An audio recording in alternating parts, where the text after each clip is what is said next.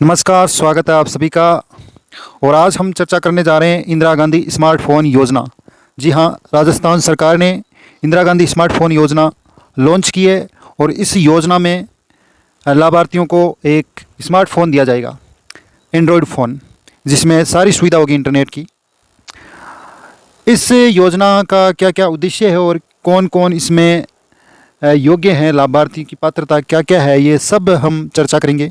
तो सबसे पहले चर्चा करते हैं कि इंदिरा गांधी स्मार्टफोन योजना के लाभार्थी कौन हो सकते हैं या लाभार्थी की पात्रता क्या है। तो राज्य सरकार द्वारा प्रथम चरण में लगभग 40 लाख लाभार्थियों को स्मार्टफोन में इंटरनेट कनेक्टिविटी उपलब्ध करवाए जाने की घोषणा की है। विभिन्न श्रेणियों और विभिन्न विभागों के जो लाभार्थी है उनकी पात्रता इस प्रकार है। सामाजिक न्याय एवं अधिकारिता विभाग है, उसमें लाभार्थी की श्रेणी है विधवा एवं एकल नारी पेंशन प्राप्तकर्ता को ये स्मार्टफोन दिया जाएगा। स्कूली शिक्षा विभाग में कक्षा 9वीं से कक्षा 12वीं तक अध्ययनरत केवल छात्राओं को ये स्मार्टफोन मिलेगा।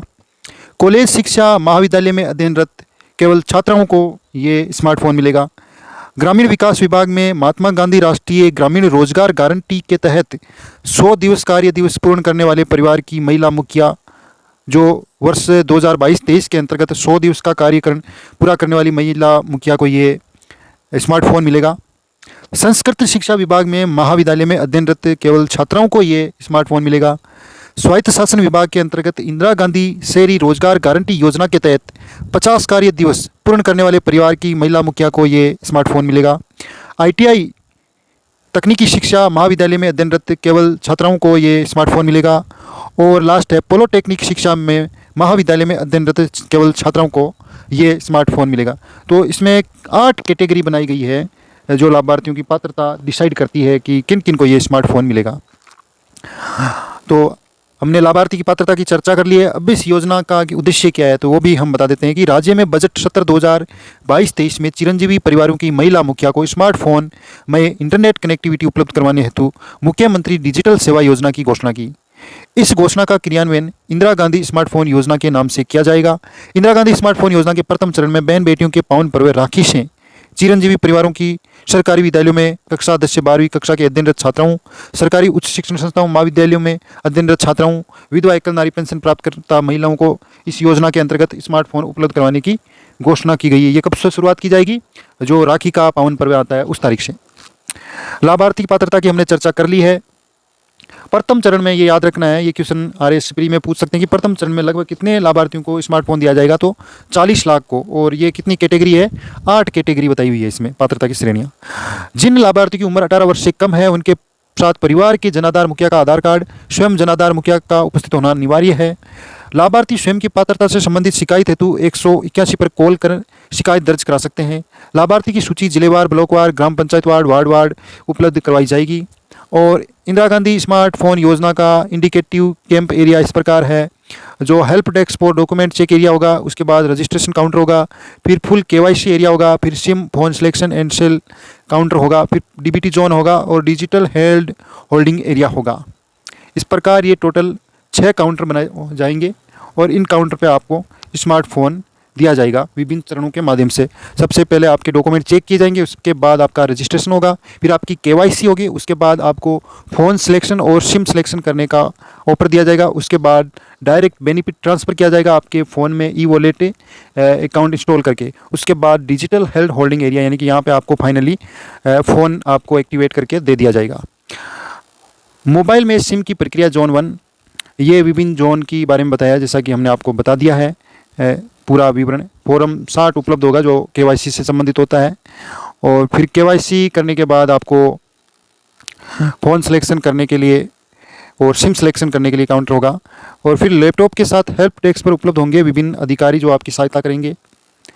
उसके बाद आप जनाधार वैलेट जो आपके फ़ोन में आपको इंस्टॉल करना होगा, जनाधार ऐप इंस्टॉल करना होगा, ई-मित्र ऐप होगा, राज्य संपर्क ऐप होगा, जन सूचना ऐप होगा। ये सभी लाभार्थियों से इंटरकनेक्शन है तो मोबाइल में राज्य सरकार के एप्लीकेशन डाउनलोड करना होगा। इसके बाद देखो जिलावार शिविर योजना है, जिला मुख्यालय स्तर पर ये विभिन्न शिविरों के बारे में जानकारी दी गई है। सामान्य जानकारी है कि शिविरों का समय प्रातः 10 बजे से साढ़े 6 बजे तक रहेगा। शिविर प्रति सप्ताह 6 दिन सोमवार से शनिवार तक रहेगा। ई वॉलेट क्या है? सभी लाभार्थी को जनाधार ई वॉलेट डाउनलोड करना होगा।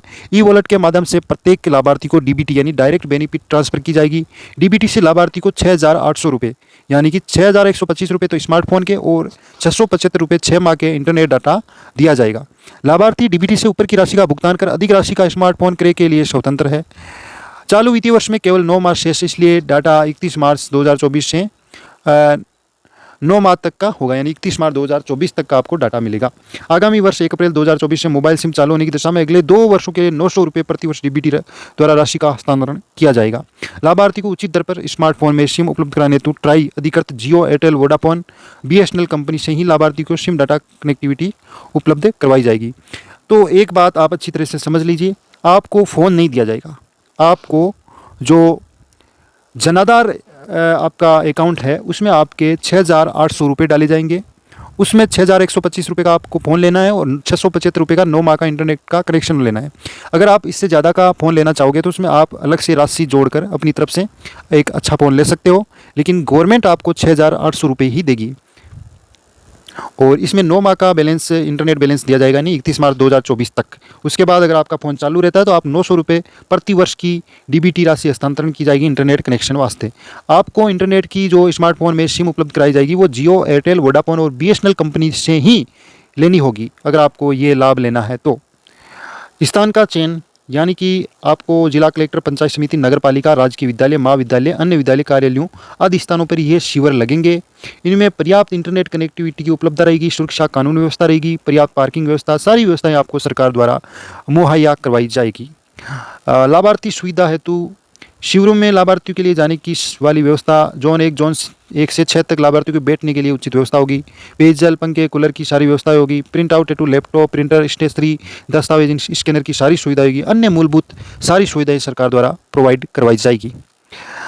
टीएसपी एरिया के लिए विशेष सुविधा होगी। इसके अलावा कंट्रोल रूम बनाया जाएगा। शिविर का अच्छी तरह से संचालन किया जाएगा। शिविर से संबंधित सभी तैयारियां 6 अगस्त 2023 तक पूर्ण कर ली जाएगी और प्रत्येक शिविर 7, 8, 9 अगस्त 2023 को लाइव मॉक ड्रिल का आयोजन किया जाएगा। 10-10 लाभार्थियों को स्मार्टफोन का वितरण किया जाएगा मॉक ड्रिल के जरिए। ये है जिला कलेक्टर हेतु चेकलिस्ट दी हुई है। इसमें कोई अपने से संबंधित जानकारियाँ नहीं है। लाभार्थी जिला कलेक्टर के जो कार्य होते हैं उनसे संबंधित है, क्या क्या करना होता है। तो ये जो योजना लॉन्च की है राजस्थान गवर्नमेंट ने, इंदिरा गांधी स्मार्टफोन योजना, इस योजना से संबंधित सारी जानकारी हमने आपको बता दी है। और इसकी पात्रता सूची आप एक बार फिर से वीडियो को रोककर देख सकते हैं स्क्रीन पे। 8 पात्रता सूची दी गई है। अगर आप इन सभी 8 में से किसी एक में आप ताल्लुकात रखते हैं, या आपकी बच्ची या आप खुद या आपकी बेटी कोई भी इस कैटेगरी में आते हैं, तो आपको स्मार्टफोन मिलेगा। यानी कि 6,800 रुपये आपके जनाधार अकाउंट में डाले जाएंगे। उससे आप एक मोबाइल फ़ोन, स्मार्टफोन खरीद सकते हैं और इंटरनेट का रिचार्ज करवा सकते हैं। धन्यवाद आप सभी का वीडियो देखने के लिए। चैनल को सब्सक्राइब कर दीजिए और शेयर भी कर दीजिए। बहुत बहुत धन्यवाद।